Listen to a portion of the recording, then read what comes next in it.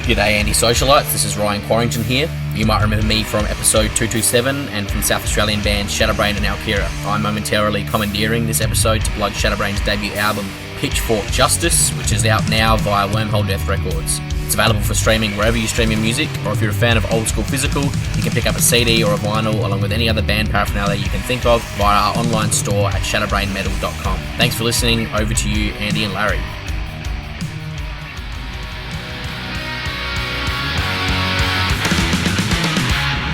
Hey, welcome back to the Anti-Social Podcast, and before we kick into this week's episode, come and join me on Patreon, patreon.com/AndyDowling, the best way to support this podcast, and supports us for only $1 a month.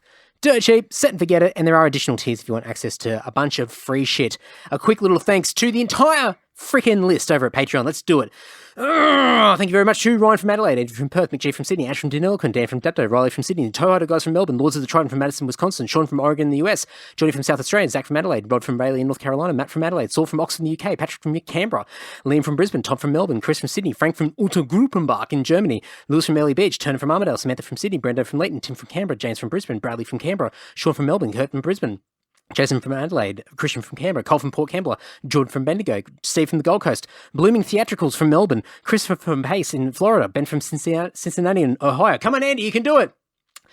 Veronica from Adelaide, Scott from Melbourne, Tristan from Melbourne. Bloody hell, I'm falling apart here.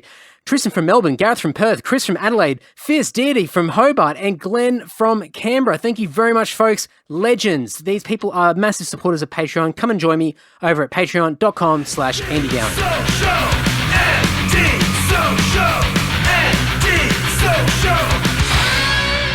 Hey, it's episode 278 of me little old podcast, the Anti-Social Podcast, and my guest on this episode is an old mate, a mate of mine from many, many years ago, and a close friend of the band, being Lord, and that's Jerry Zahia of the Sydney metal band Carmeria, and Carmeria's got a new album out on the 14th of May. They've got a single, the latest single out right now is called To Lead the Blind, and I'll have a link to that in the show notes. I'll have an embedded video, YouTube video, so you can check that out. And I've got to say, if you're a Camelot fan in particular, a fantastic power metal band from the US, you will definitely like this song, To Lead the Blind. So I'll have that in the show notes with a bunch of other video clips as well you can check out. Now, if you listen to this episode on time, on the 10th of April, if you're in Sydney, Jerry is putting together a charity event. It's a mental health charity show called Scream It Out. It's an all-ages event, and it's going to be at Hurlstone Agricultural High School. And it's this amazing thing that he's doing in conjunction with Beyond Blue. All the proceeds are going to Beyond Blue, and it's just a great way that he's giving back to the community. So we talk a little bit about that. We talk about Carmeria stuff and just a whole bunch of random things, as we usually do on these podcasts. So I'm going to have links to Scream It Out if you want to grab tickets to that. On April 10th, I'll have links to the tickets and the event information in the show notes over at andysocial.net, andydowling.net, as well as Carmeria stuff. You can go to carmeria.com. They're also on Facebook, Instagram, Twitter, YouTube, the likes. Everything will be in the show notes. So enough crapping on from me. Please enjoy this great chat with Jerry Zahia. A big congrats on the new single.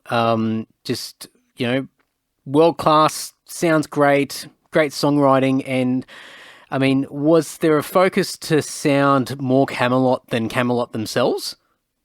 You're the second person to say something like that, the first being Mark of all surprises. Well, do you ever get that moment where you listen to a song and then that particular song will just throw you some riff or melody ideas? Yeah, so I was actually cranking a Camelot album at the time, and then I just had that synth idea in my head for a very long time, and I had to voice record it, and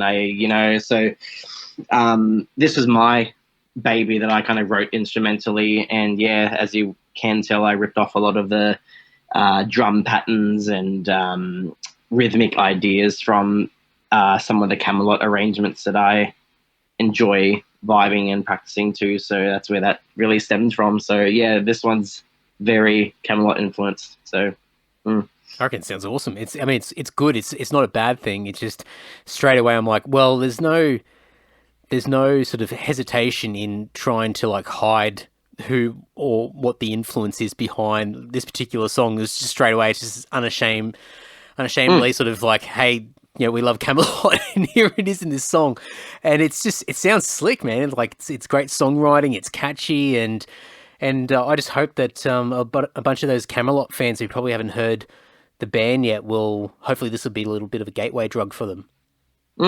Yeah, I hope so too. Have you had much of a reaction? Not well. We've had many people comment on the YouTube video, so comments have been very generous and warm. So that's been really awesome. I know we've been some of us in the band have been trying to share it into different Facebook groups and forums. I'm not sure what the reactions there have been. Like I know Tori and Lachlan are in some of these niche Facebook groups that they've shared singles in before. Previously, when that's happened, we've received some good feedback and laughed at the negative comments, so that's always good. So, yeah, all I can speak of is the reactions we've gotten on our Facebook and YouTube, and so far that's been really positive, so that's awesome. Do you are you starting to feel a bit of a weight off your shoulders because you're inching closer and closer to getting an album out, and it kind of feels like, I don't know. I mean, when did the band start? It was years and years ago, and obviously it was a completely different beast to what it is now, but it must just feel like a long time coming. Oh, definitely. So I think we registered the name Carmeria as a business name to 2013, so that's when I always say that Carmeria officially started. Yeah. And there are actually two songs on this album that I actually have to credit Anthony Stewart and Reece Denton for songwriting, because that's how early some of these songs were developed. Wow. So, and they're aware of that. I've sent them the demos so I could get confirmation on royalty splits, and even they were like, wow, look at how far these songs have come. That's so awesome that you're finally releasing them. So they've been really supportive of the whole thing. So I think, yeah, this album has been an album 6 years in the works, and that's just not because we weren't keen on releasing it super quick. I think it was a mixture of two things. One, for our debut album, we really wanted to take it slow and not take any curveballs, and do everything right and make sure we have a quality product before releasing it, and making sure everyone that's on board is 110% happy with it. And I guess the second caveat to that would be the fact that we unfortunately have had so many lineup changes, which threw so many spanners in the works. But I guess, and I do need to thank Lisa for this as well, because Lisa and Jordan have been, I think without them, I would have given up a couple of years ago when I just got so sick of how long this has been taking. I know, unfortunately, Lisa isn't in the band anymore, and she's gone on to pursue her own musical interests, and she's loving life. So I think business-wise and musically for both of us, it was beneficial to both of us. But honestly, if it wasn't for her and Jordan pushing me along the way, I probably wouldn't have gotten this far. And to answer your first question, is it a big relief off my shoulders? Oh, you've got no idea. Yeah, definitely. Because it's like, finally, this thing that I've been working on collectively with like-minded musicians is coming out. And it's like my first statement, to, well, I guess I could say to the world, because we've had international fans. I guess you would remember the first time you released an album, like your first contribution to an album. Yeah, it's a really exciting feeling. I mean, I'm sure there's lots of bands out there that have taken their time and have had their ups and downs before getting to that first full length album out there. But was it tough along the way? I mean, you sort of said, a couple of years ago, you were sort of thinking about, whether it's worth continuing to try and push this, but was it sort of this unfinished, I mean, it's so cliche, but was it sort of like this unfinished business where you sort of had these songs and they're all in different phases of being completed, and whether the band exists long term or not, sort of secondary, was all about sort of getting this album out? Was that sort of like the thought in your head? Like, it was sort of like I need to at least close this chapter before I even think about anything else in my life, whether it be musically or otherwise? Yeah, a little bit. and like I wasn't actually thinking like that, but now that you mention it, and me just having a bit of self reflection right now, definitely, I think it was more like a "I told you so" to say some friends or family, I guess, that like, hey, I can actually pick a career in music and smash out some goals for it, because I guess we all know that picking any career in the creative industry can be very difficult to artists. So I think going back to what I said before about making this statement that yes, you can persevere through any creative project and see it out if you have enough discipline and passion. And because I know, I mean, I remember the band when it first started, and a completely different lineup apart from yourself, really. And the sound of the band, I guess it's like any band, when a band first starts out, the sound that you start with is going to be very, very different to where you end up down the track. But I mean, it's, apart from the name and yourself, I mean, it is, and you know, I mean, you mentioned there's a couple of songs that are sort of, you know, lasted, and they're going to be sort of part of the album. But you know, is it a case that you sort of had to step back at certain stages and sort of reinvent the band, or did you sort of just naturally sort of go in a direction where you just started adding piece by piece as you went? Sure. I think the easiest way to answer that, definitely we had to reinvent.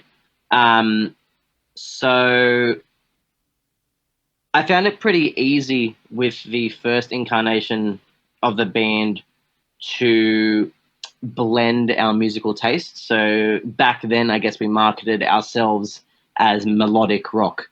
And, well, our first EP is still on Spotify. I've been wanting to take that down, but even Lachlan was like, no, leave it up there. It's kind of cool to listen to the band's, like, you know, first ever thing that was released. And I think when the first incarnation of the band broke up, and at that time it was only Lisa and I guess we have that freedom now of, all right, well, if it's only two of us now overseeing the future of this project, what do we want it to sound like? And I guess it goes to the whole less chefs in the kitchen. So because there's only two of us, we're like, okay, what can we draw from now? And I guess that's when Lisa and I started to draw more from our goth rock, metal influences that we always wanted to go for with the early writing, but we compromised quite happily, quite happily compromised at the time with Sarah Reese and Anthony. And then when Jordan came in the mix, and him being influenced by Camelot and the like, I guess from there it just kind of worked itself into the direction that we are at now.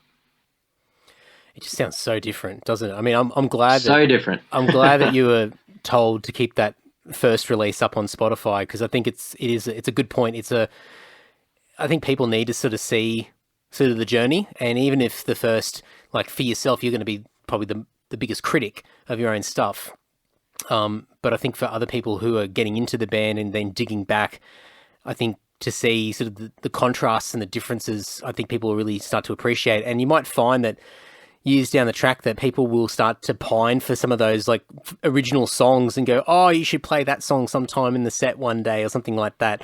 And it, you know, that stuff that, you know, potentially at some point in time you probably thought is a bit of a throwaway, could end up being, you know, a little bit of a cult favorite as you sort of progress down the track into the future. Yeah, definitely. I mean, when I saw Nightwish on their Sydney tour a couple of years ago, and they were throwing in a song from their Oceanborn album into their set, like, I definitely screamed like a little girl, because I was so excited for that. I was like, what? They're playing something that old, like live now? And so, yeah, I know where you're coming from. Yeah, it's always different when you've got somebody who listens to a band for the first time, or just listens to a band and they're not attached to it directly as, you know, a contributor or as a musician or whatever it might be, as opposed to somebody who's on the inside. And so, you know, just having that different perspective, I think people start to listen to things differently, in comparison to, say, us who, you know, are inside the band and we're, you know, slaving away and trying to put things together, and you're hearing it from all these different ways, and you've known where it's come from and where it is now, and other people just press play and they're like, yeah, I either like it or I don't. And sometimes that can be really cool, because it sort of, I think it kind of it sort of forces you to sort of refresh and reflect on what you've done, rather than sort of just being stuck in the thick of it all and just not really understanding sort of what you are putting out there.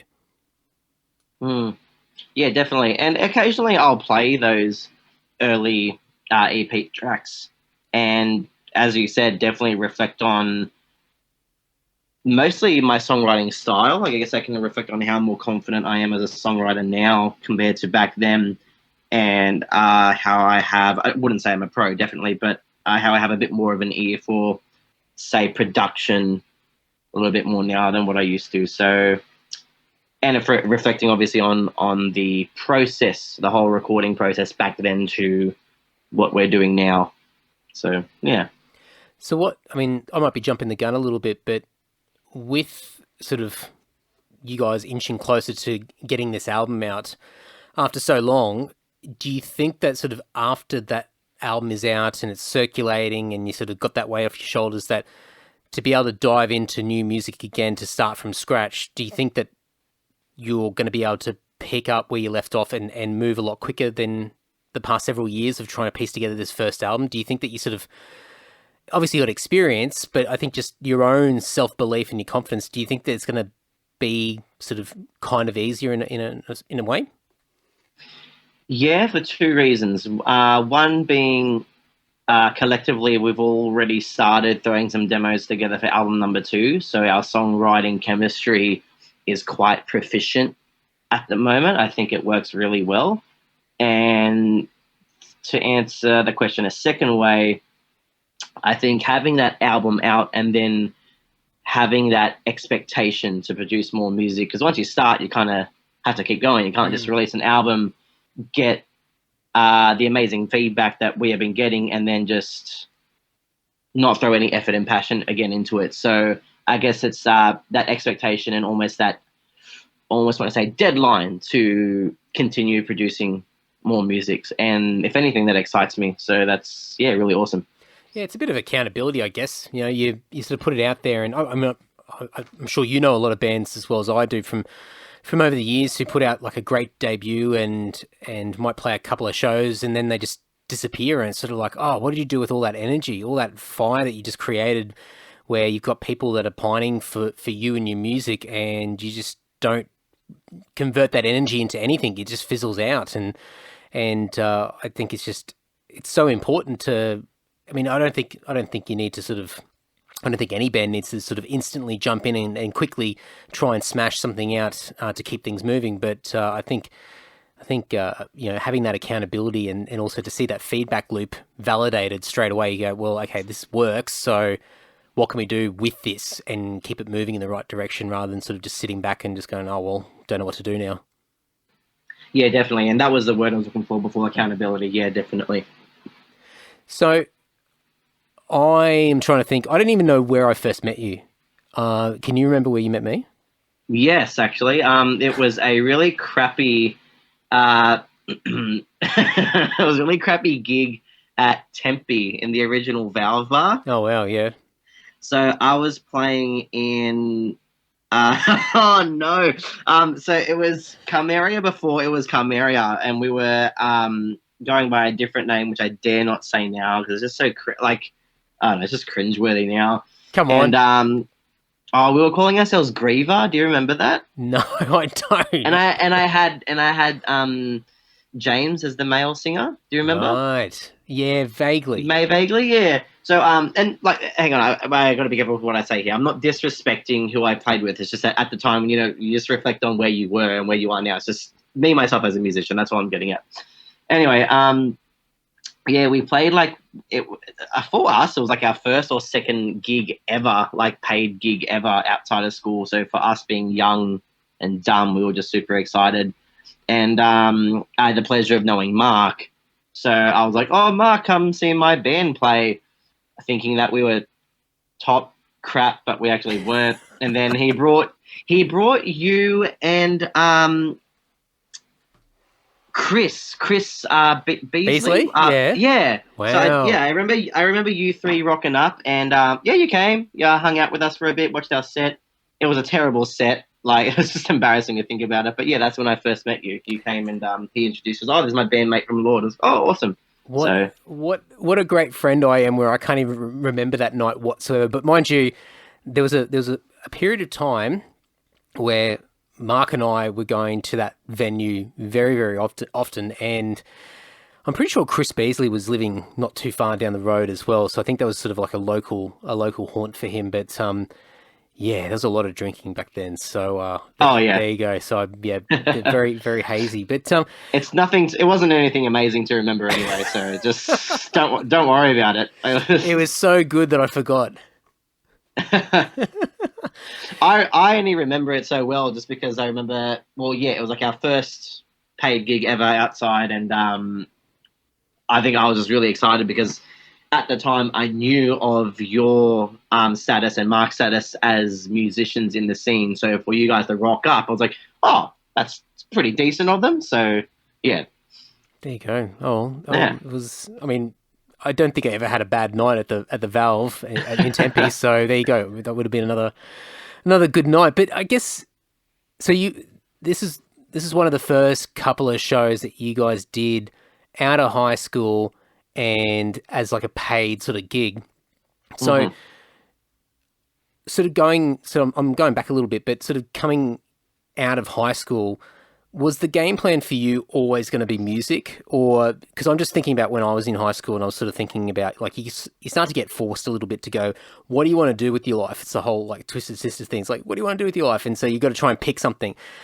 And, you know, whether it be like tertiary sort of studies and, you know, picking particular subjects or whatever, did you sort of always have the game plan or the focus that it was going to be sort of in the creative arts, or were you sort of looking elsewhere to begin with?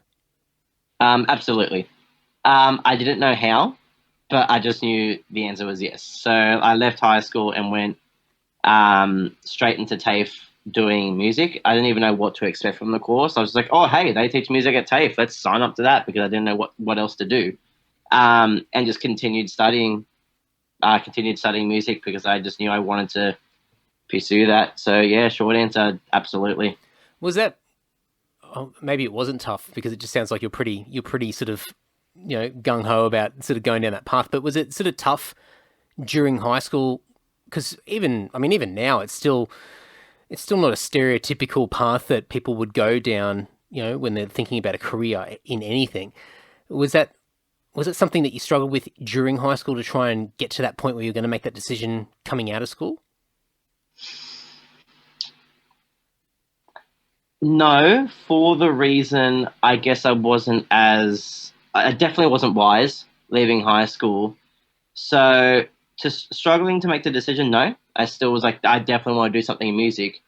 But I guess I wasn't thinking long term, i.e., I didn't actually know what avenues were available. So I guess I was just hanging on to this dream, I suppose, of, I will make it in music. So, and yeah, like I had no idea what study was available. Didn't even think I was going to become a music teacher. I didn't even know how to start a band or the business side. None of that. All I knew at the time was, I know I can play guitar, and I know this is a skill I can develop further and I enjoy. So that's what I want to do. But I wasn't really concerned with how can I make a job out of it. Does that make sense? Yeah, definitely. Did you have any, what's the right word? Did you have any resistance or friction from whether it be people like teachers or even sort of family to sort of say, oh, you know, it's a nice idea that you got, but I don't know, like maybe you should be doing something else. Were there any of those conversations, or was it sort of, for the most part, all encouragement? Sure. Definitely most part, and actually, yeah, all of it was encouragement.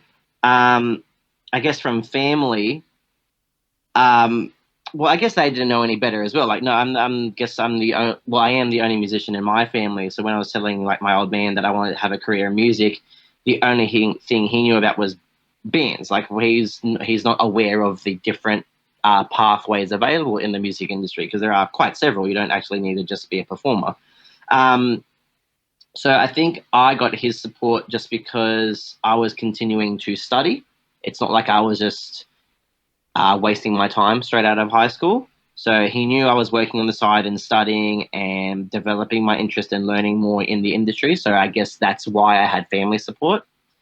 Friends, well, I kept studying with Reese actually for about 3 years after high school. So we left high school together and we actually did the same TAFE courses and for the next 2 years. So Reese was my rock, figuratively speaking, getting through that, because I had someone from high school who shared the same passion as me, and yeah, we continued that on. And you know what? We had the same idea. We were both like, we don't actually. Or I think I'm speaking for him right now, but we both had the same idea.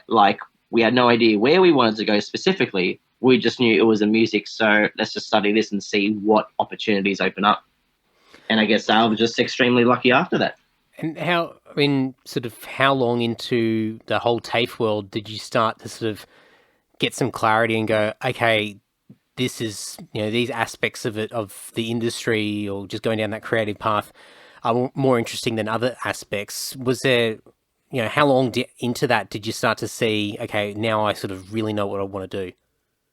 Sure. It was after a year. So I spent the first year doing Cert 3 and Cert 4 of music. I think Cert 3 is abolished now. You can only get Cert 4. And then when the year after that, when I started to do diploma and advanced diploma, we started looking a little bit more into the music business side of things, which is funny now because now I hate the music business side of things. Like I hate it. It's such a headache. No, well, I have a passion for it, but it's just such a headache for me sometimes. That's all.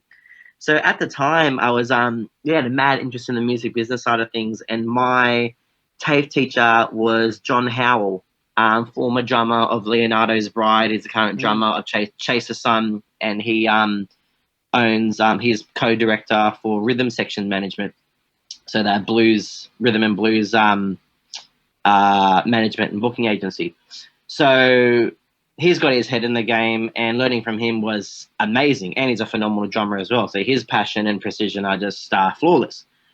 So after learning from him, that's when I was like, hey, I might actually get into management. And I enjoyed learning about the ins and outs of band management and how the business side of things work, so much that I ended up becoming an intern for his bookings agency on and off for a couple of years. I guess when I started to apply it to my own band and realized how much of a headache it can be at times, I guess that's when I started to dwell away from it and just focus on my performing, because I think there was definitely a fork in the road where I had to make the decision of, I could pursue this interest of business, but is it going to hinder my playing? Like, should I just focus on playing and be a mother effer at that and just excel in that, or do I want to I don't want to say stretch myself thin, but yeah, do I want to spend my time in another area? And that's when I kind of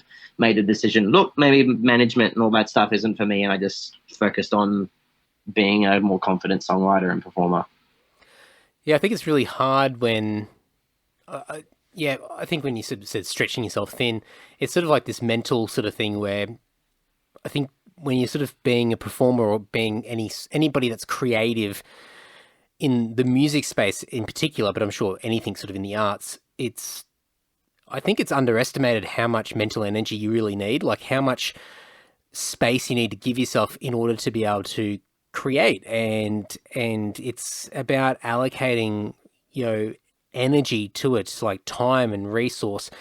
And it's not just a case of, I think there's an aspect where you got to have discipline in place. You got to show up each day and hone your craft and build your skills and all that sort of stuff. But I think if your head's too clouded with too many things, it's really hard to sort of cut through that noise and try and find that creative spark. And I mean, that's probably one of the things that's held me back quite a bit over the years, where I've sort of gone in a different direction to you, the opposite direction, where I've really found a passion for the business aspect of it and the mechanics behind, pushing a band, marketing a band, managing a band, and sort of taken on a lot of that sort of role over the years, and I've really enjoyed it. But I know deep down that has come at a consequence of my own ability as a musician and as a creative. And I know that if I'd I'd taken a different path, that I would be in a very different position creatively and skill wise as a musician.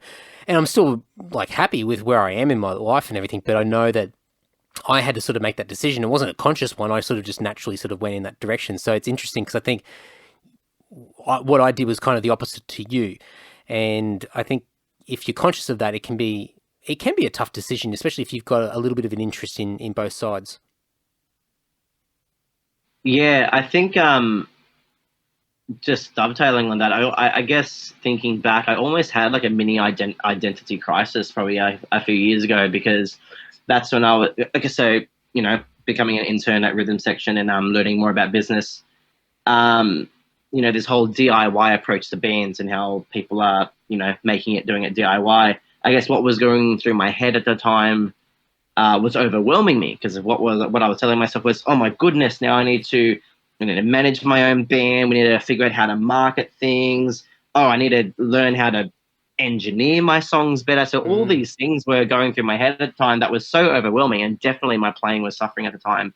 And I think I could probably only confidently say in the past, not even going to lie, only in the last couple of years, I've actually accepted the fact that, hey, you know, I'm not going to learn all the caveats to band management, and I'm never going to be an awesome audio engineer, but that's not really where I want to be. It's not where I need to be. I'm happy to save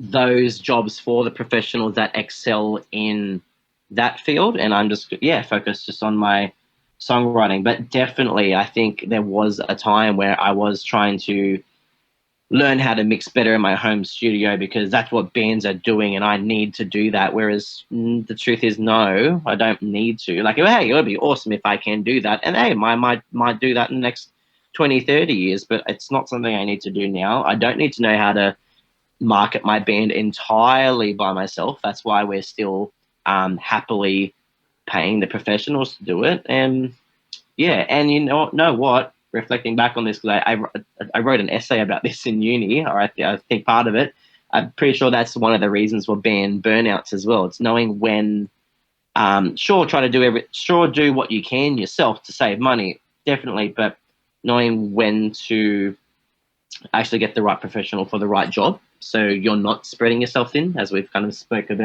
about before.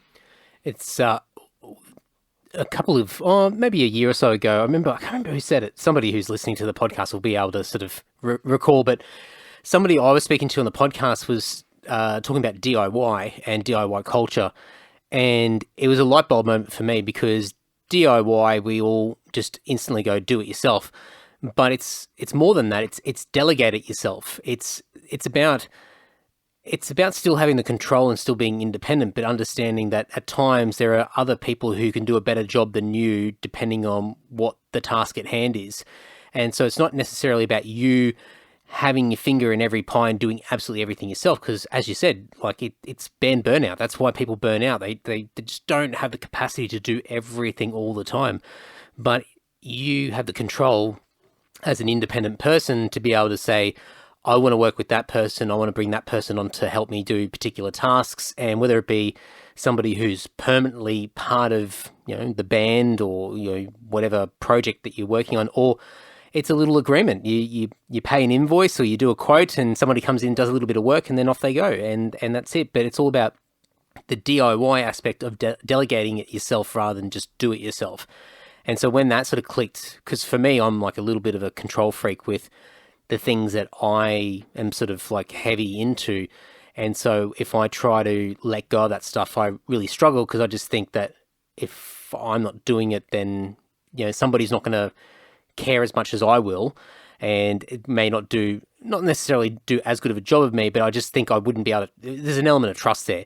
And I think that the real power is getting past that and sort of understanding, okay, when's the right time to delegate it, and when's the right time just to keep it yourself and keep working on something. So I just kind of wish I thought of that, or had that moment, 5, 6, 7 odd years ago, because I probably would be in a very different position. So it's only been recently where I've really started to branch out and bring more people in and just say, hey, I need help, or hey, can you do this?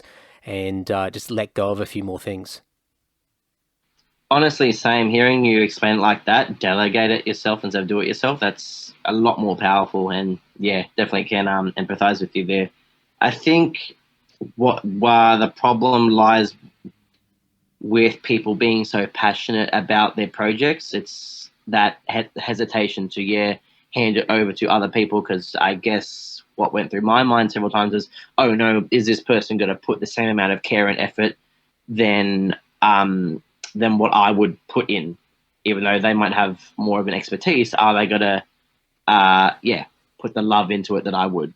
So, yeah, can understand. Yeah, it's a very hard thing to let go, and I think especially where, like the bands that we play in, where we're independent, and we've, for the most part, and most of my peers and people that you and I both know, have more or less led a very independent life when it comes to music, and there's very few of us that have had sort of the big label contracts and sort of being tied into multi-album deals, the stuff from years gone by. And so I think we've sort of, out of necessity, especially when you're first starting out, you have to more or less do everything yourself. You've got to try and work it out. You've got to try and work out how to book a gig. You've got to try and work out how to contact the right people to try and book out some studio time. You've got to try and work out how to play your instruments properly, all that sort of stuff. And then as you start to get proficient in certain things, then you can start to delegate stuff out. But I think that transition, that point where you start to realize that that's the make or break. And I think that's probably, there's a whole range of different reasons, but that's probably one particular reason why so many bands just don't last long enough. They just don't have an opportunity to really prove themselves, because they can't get past that true sort of independent nature and sort of go, okay, we need to sort of treat this a little bit differently and start to bring in other people. We need to expand our team, and it's about having those fifth and sixth and seventh members who aren't musicians, but they are part of the wider unit, and they contribute, and they contribute towards the goal that you're trying to achieve. It's funny you mention it like that. The whole idea of this team being beyond just the performers. It's building those relationships with those people. So I guess the one person that we have been working with from day one that I honestly wouldn't have, I can't think of working with anyone else right now, is our graphic artist, John Hocking. Like, he designed our logo and he's been doing all of our artworks. But working with him now, I guess, well, it's good because our email tone has changed. Back in the day, it's very professional. Now we can talk like we're just chums, which is really good. But he helps us out a lot, and it feels like he's part of our Chimeria team because he's our go-to graphic artist, and he does such an amazing job. He knows exactly what we want with our briefs, and he hasn't let us down a single time. And I guess that happens with any relationship you're trying to build in a professional sense. There's that idea of what's the word I'm looking for? When you keep going back to someone, there's that help me out here. I'm having a English derf right now.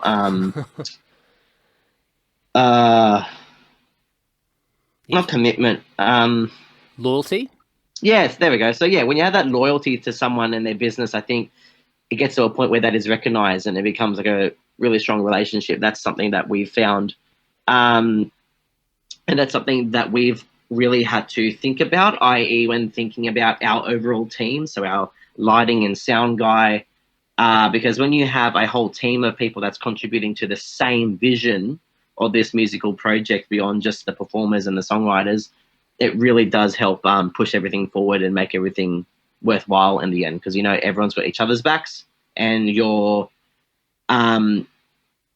it's another way of just expanding the communal expertise as well, because now I feel like I can go to my go-to sound guy when I have some sound engineering questions, instead of trying to do my own research, which I can still do, but yeah, if that makes sense.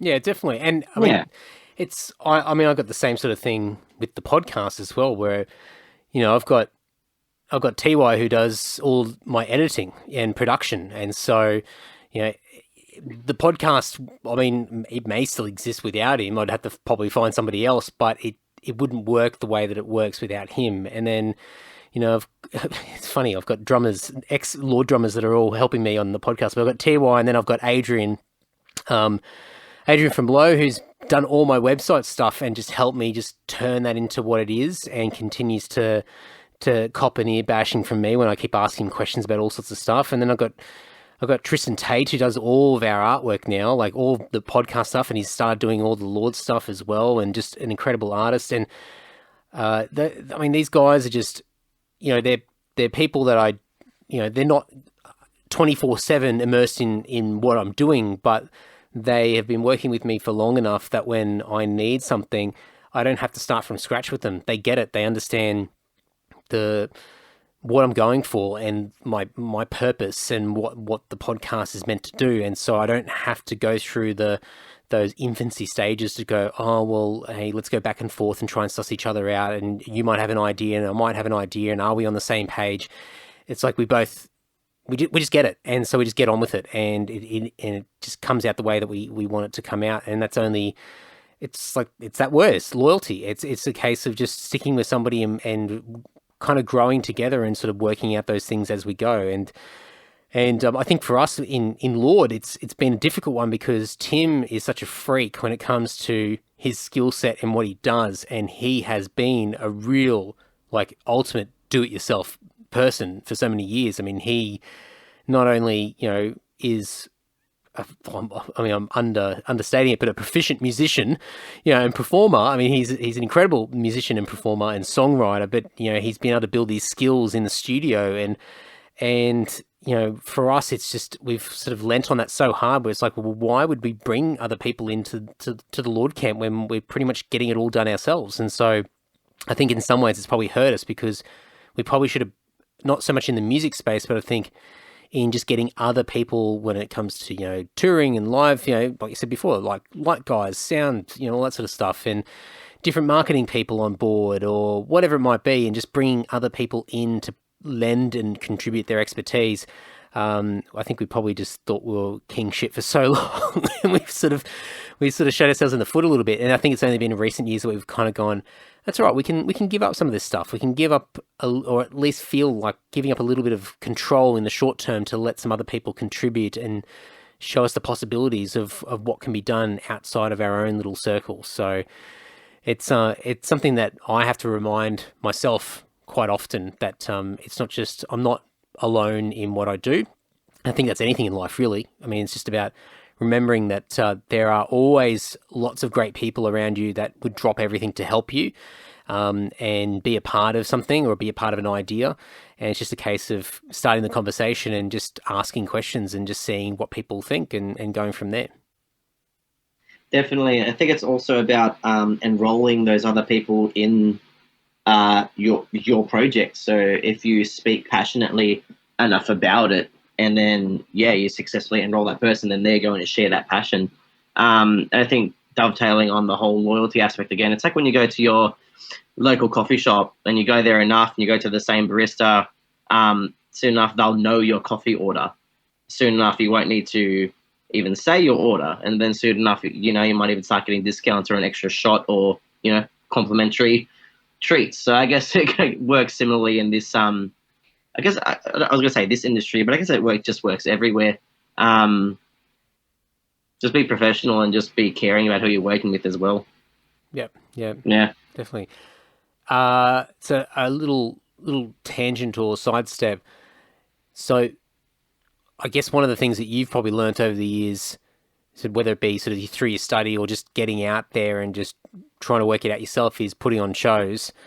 And you've done your fair share over the years, but you've got a little mini fest that you've been putting together, and that's coming up soon, and it'll be happening before this it'll be happening after this podcast comes out, so I'll be able to plug it.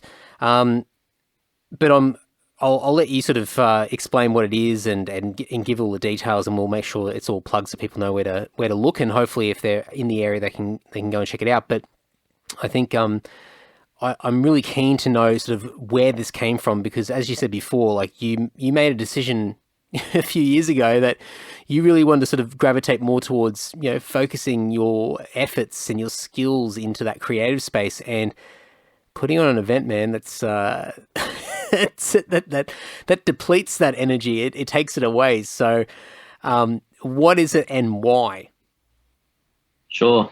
So I'm really proud to announce that on April 10, at Hurlston Agricultural High School, so that happens to be the high school that I actually work at now, I'm holding an all ages mental health charity mini music festival where all proceeds are going to be donated to Beyond Blue. So there'll be a mixture of live bands, including my band, Chimera, that's playing.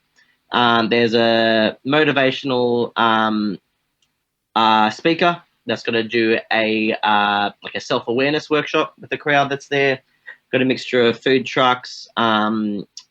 Local Headspace representatives are coming down and doing activities with the kids, and it doesn't need to be kids, anyone that wants to take part.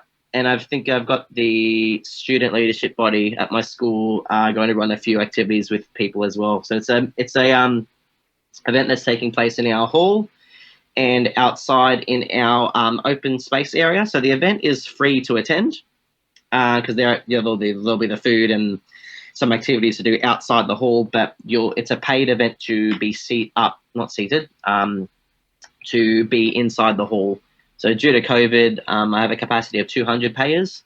So first 200 payers will be able to be inside the main hall for the main event, and the doors will be closed for those events. Why? So 2 years ago, I took up the role of an assistant year advisor at my school as well. So looking at the welfare of kids, and definitely hopping into that role has reminded me of why I wanted to become a teacher in the first place, and just my passion for, I guess, just healthy kids, just healthy and happy kids. So I unfortunately come across kids, whether they're in my grade or just in the school, that sometimes struggle with their self-expression and their personal identity. So I know adolescence is a time where people, will have phases of trying different things with how they look or what they listen to, or even who they might like, whether that be, exploring their sexuality or whatever. And I was really lucky when I was in high school. I went to Campbelltown Performing Arts, so it was a very inclusive school, performing arts school. So there's all types of students there, right?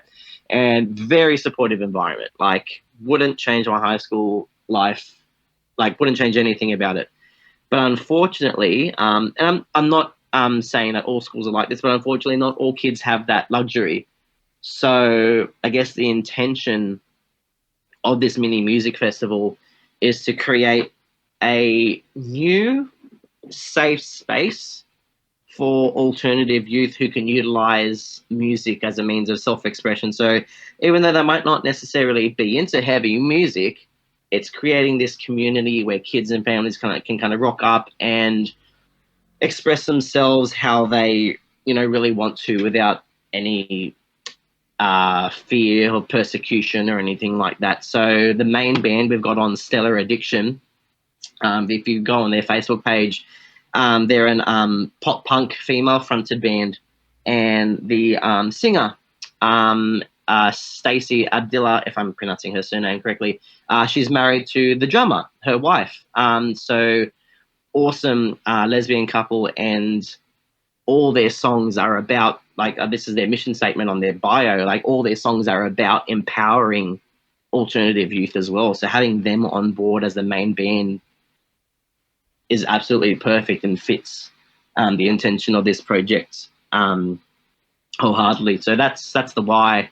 Bit of a ramble, but that's the why. That's why I'm doing it. When I was going through high school, and I've crapped on a bit about this a fair bit in the past, but I'm pretty vanilla experience as far as nothing terribly exciting or anything terribly dramatic or adverse that I went through. But I think just anybody sort of going through their teens in general, it can be pretty challenging, because you're just trying to work out the world. You're trying to work out where you fit into it. You don't even know who you are, and everything that you know is based on what's been told to you, been shown to you by, family and school and all that sort of stuff. And so as you get into this age and you're inching closer and closer to adulthood, which is this daunting thing. It's like, oh my God, the big wide world. It's sort of like, I don't know who I am. I don't know what I'm meant to be. I don't know what I really like, or there are things that I like, but I don't know if they're accepted or not. But I mean, that I remember that being very tough for me going through those years, but I didn't have the additional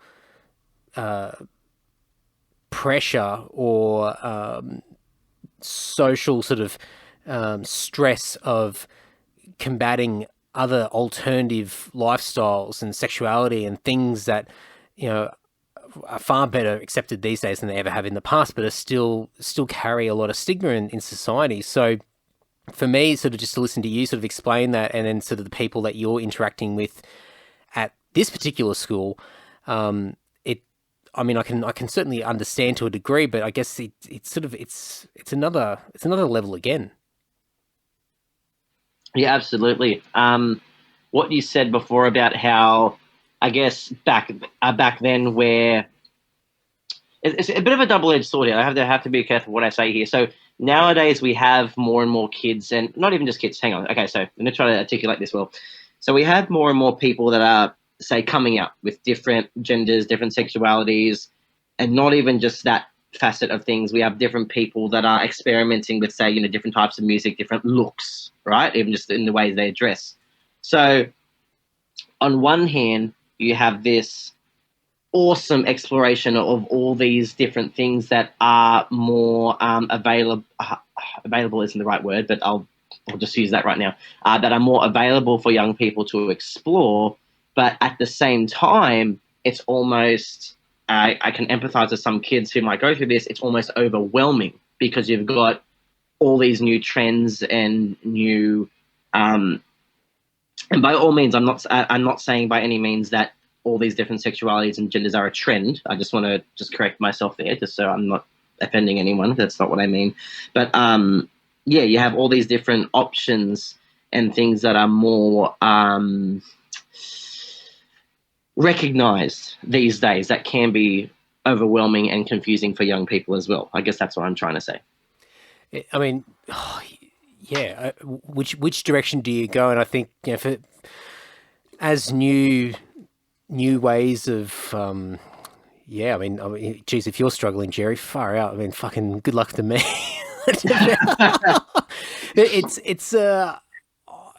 I guess the world changes. We evolve, and we, lots of new ways of living, and I think us as people, as humans, we're constantly trying to progress and do new things and look to see what the possibilities in the way that we live, what possibilities there are. And I think as the options sort of increase, then, as you said, I think you nailed it. I mean, it could be incredibly overwhelming. I mean, you might have a gut instinct of what you feel and what you identify with, but then if there's all these other things that you were previously not aware of, and now these other options out there, it's sort of like, oh my God, like which one do I pick? And maybe it's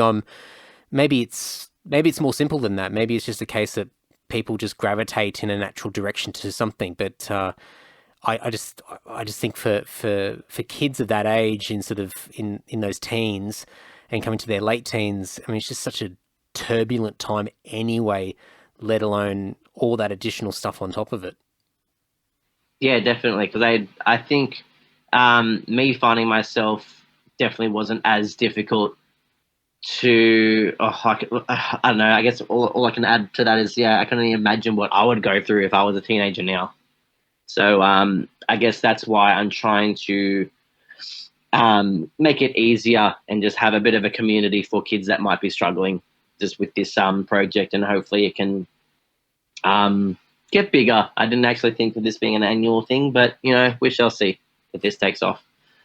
With yourself, I think you sort of alluded to it, that I think your own experiences growing up, I mean, you I think in the grand scheme of things, you sort of mentioned that it was fairly smooth sailing for the most part, but I mean, just, I guess, to have some sort of, to be able to relate to other people? I mean, sort of looking back and reflecting, what were your experiences sort of trying to find yourself and work out? I mean, I'm sure you've told me over many drinks in the past, and I've just been too blind. I can't even remember. But what did that all look like for you? And has that sort of helped you, even though I understand that, it's a very different set of circumstances now, and there's not just sort of a limited amount of different paths that people can go down and different ways to express themselves and their sexuality and gender and all this sort of stuff.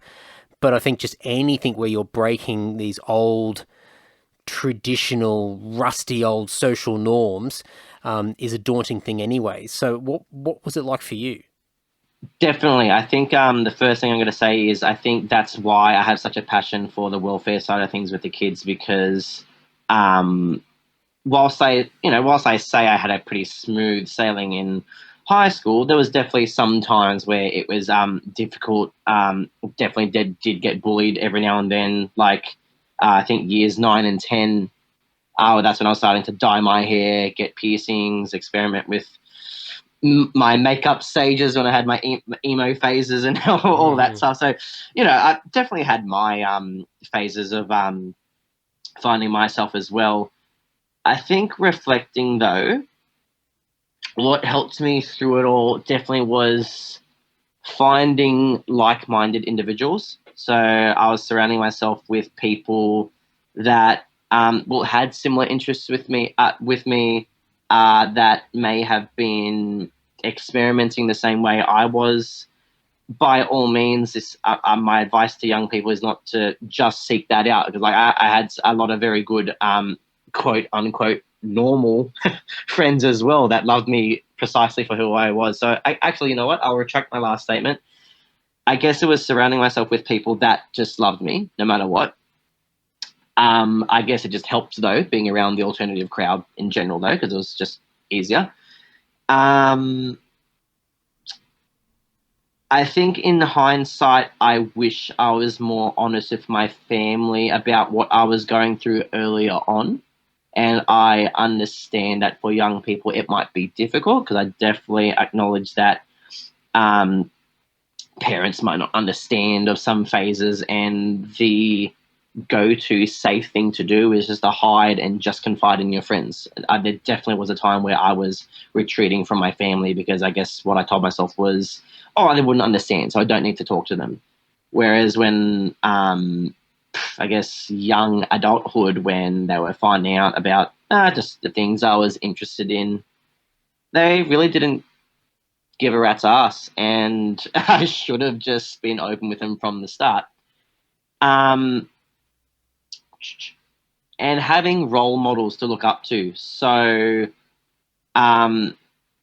this is where I need to give big compliments to Mark, and Mark's definitely not the only gentleman I can think of right now, definitely my teachers as well.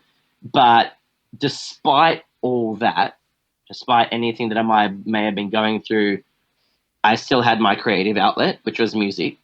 So then meeting role models like Mark, who at the time I was like, who is this older guy who's touring in a band? He's an excellent musician. I want to be like that. And having that support from an older person, despite an age gap, is incredible. So that's where I can also think about my teachers, who some of my music teachers I keep in contact with on Facebook, and they've reached out and helped me when I've needed help with, teaching now. And so definitely having those role models as well. I think that's a big thing that I didn't have until really I was well and truly out of school, and sort of interacting with lots of people of different ages, and not just restricted to your, the grade, the year level that you're in at school, and that's about it. That's your social circle, and you don't really interact with anybody else. So I really miss that. So I guess, I mean, it's not so much to ask you the question, but I guess sort of the question that's worth thinking about is how, if you are somebody that's in high school and maybe you're not the most social of kids out there, and maybe you don't have older siblings, or you don't have cool parents or cool uncles and aunties or whatever in your family that's older. I mean, how do you find those people? How do you gravitate towards people that are role models? And I guess there's a whole bunch of different things that people could consider, but it's a really tough thing. And I think having some sort of beacon, some sort of lighthouse of a person where they can sort of guide you a little bit, maybe not so much directly and tell you what to do, but it's a person that has qualities that you want yourself, and so it gives you sort of a path ahead that you can go, okay, well, I want to have some of those things that person has. So what do I need to do now to get to that point eventually? And I think that's what a lot of people miss. And it's I think because I missed it and I was a bit later to the party, I can really appreciate that. So when you said it, and talking about Mark, and I mean I'll hang shit on that guy 24/7, like any opportunity to hang shit on Mark, I'll do it. But I'll give him credit, and he is a guy that embodies a lot of great values and principles, and he's a very disciplined person, and I can totally get why he would be a great role model for other people as well. So it makes sense. It is a little bit difficult to answer that question that you said before, like how would young people go about finding role models or having that support if, like you said, they don't have that wacky aunt or uncle. I guess my attempt at answering that question is you don't necessarily need to meet your role model. Like, I think it's important just as long as you have positive role models to look up to. So whether if they're, I'm just going to use music as an example. So even if you're the only musician in your family, like I was, you can still look up to famous musicians and artists or that are where you would like to be. And I guess having that drive for your career. So it doesn't even need to be music. So I'm trying to think of, say, if there's a kid that, oh goodness me, okay, this might be a really terrible example. But I'm just trying to steer away from the arts here. But let's just say there's a kid that really wants to be the next, next big doctor or scientist in making a world-breaking discovery. Still having those role models in, say, history in science or whatever, and just being holding on to that and being driven for your career. I think it's just hanging on to your passion and still being clear about where you want to be and knowing who to look up to. Obviously, you don't want to be looking up to negative role models. Definitely, it can be difficult if you don't have. And I'm trying to think about people that are naturally introverted as well. I'm a very extroverted guy. I'm pretty confident in speaking in front of a big room, and I don't mind introducing myself to a new group of people. That's easy for me. But for people that are heavily introverted, I guess they have the advantage of the internet these days. There are so many forums and networks available to. If you just research them, obviously the butt end of that is the internet is also a very dangerous place. So don't be like just sharing personal information on random forums, but the internet is a big advantage for communities and networks online. So just be careful. There you go. The disclaimer. Just don't avoid the dark web. Obviously. Avoid the dark web. Yeah, I think the internet's definitely been a game changer, and you're right. I mean, there's the good and the bad, and you just got to find the right little place in the internet that's going to make sense for you, and you get what you need out of it. And I think the other thing is, it's this stuff that we're doing now. It's podcasting and. Listening to other people talk and just listen to conversations, listen to other people, share stories or just, shoot the shit or, throw ideas at the wall and just bounce back and forth.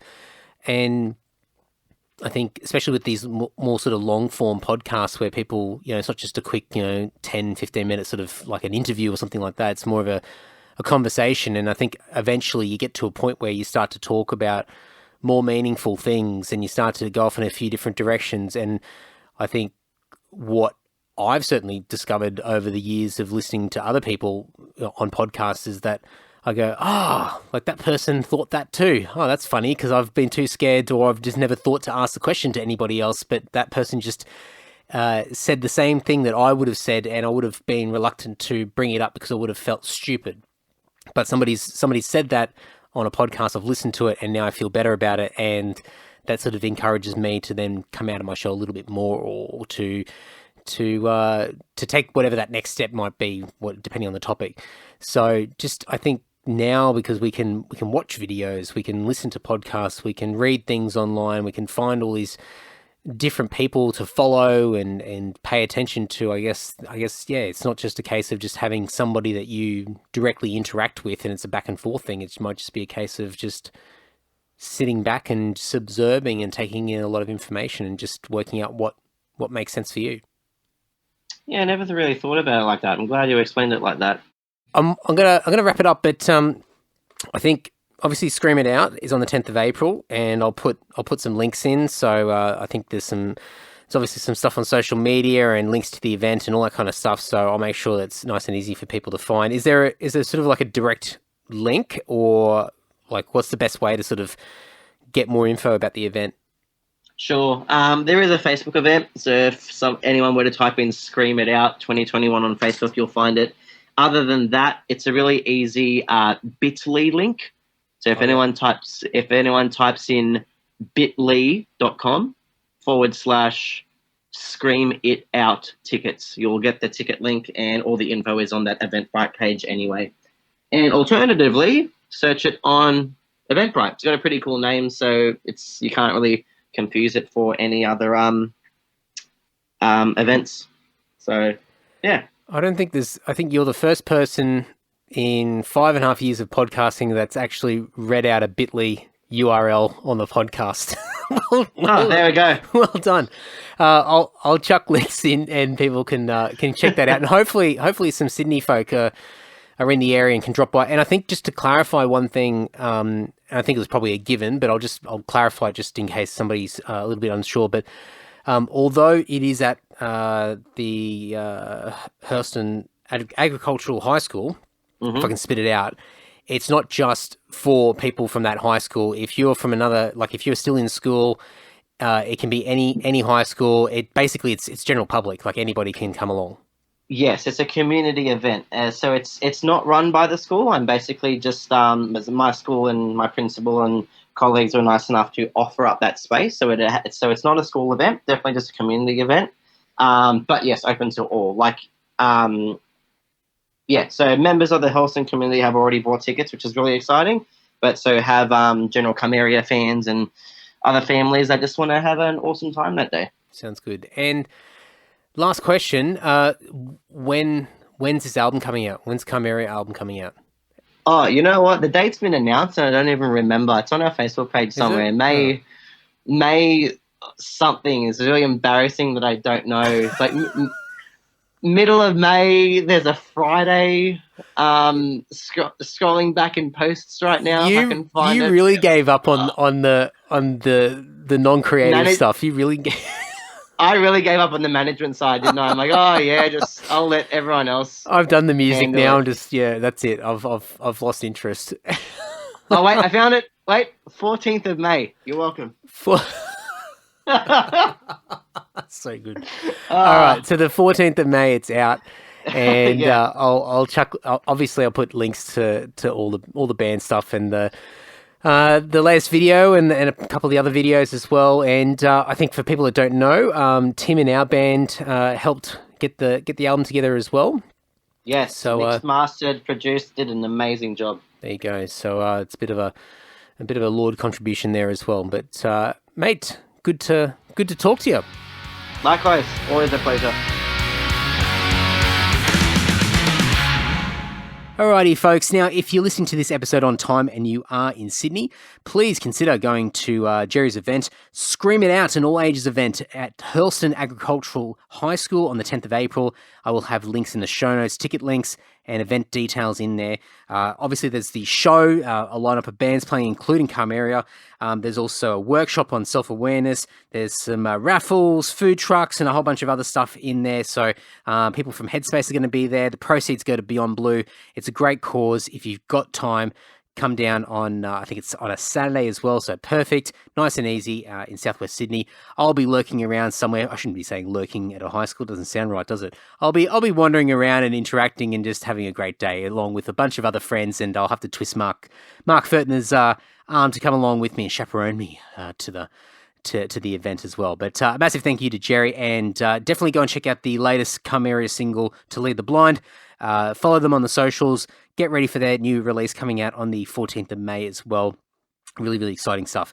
Now, before we wrap it up, of course, Patreon. Thank you so much to everybody who's being a part of my little Patreon journey. It's been absolutely huge. It's the reason why the Andy Social Podcast is still chugging away in 2021, and we're up to 2 episodes a week. It's been absolutely fantastic, and it's due to these legends on Patreon. And I thought, you know what, until I get to say, I don't know, when I exhaust this list, I have to get a new piece of paper, because that's me ruffling my little piece of paper, my list of Patreon supporters. Until I exhaust this list, I'm going to just try and read out as many of these people as possible. So bear with me, but a massive thank you to Ryan from Adelaide, Andrew from Perth, Mick G from Sydney, Ash from Deniliquin, Dan from Dapto, Riley from Sydney, the Toe Hider guys from Melbourne, Lords of the Trident from Madison, Wisconsin, Sean from Oregon, the US, Johnny from South Australia, Zach from Adelaide, Rod from Rayleigh in North Carolina, Matt from Adelaide, Saul from Oxford in the UK, Patrick from Canberra, Liam from Brisbane, Tom from Melbourne, Chris from Sydney, Frank from Untergruppenbach in Germany, Lewis from Early Beach, Turner from Armidale, Samantha from Sydney, Brendo from Leeton, Tim from Canberra, James from Brisbane, Bradley from Canberra,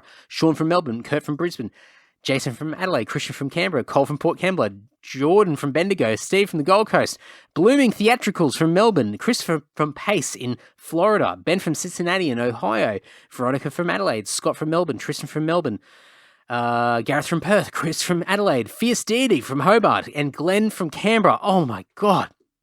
Oh, it's almost running out of breath there. Thank you so much to all these amazing people that are supporting the podcast. And my goal for this year is to get as many $1 supporters as possible. $1 a month. That's all it takes to be a part of the Patreon community. And if you want access to the Patreon podcast that comes out each week, or a bunch of free stuff, there's free merch and t-shirts and USB passes with the first 100 episodes of the podcast. All that sort of stuff is available for additional tiers on the little Patreon page there. So go to patreon.com/Andy Dowling, and there'll be a link in the show notes as well that you can check out.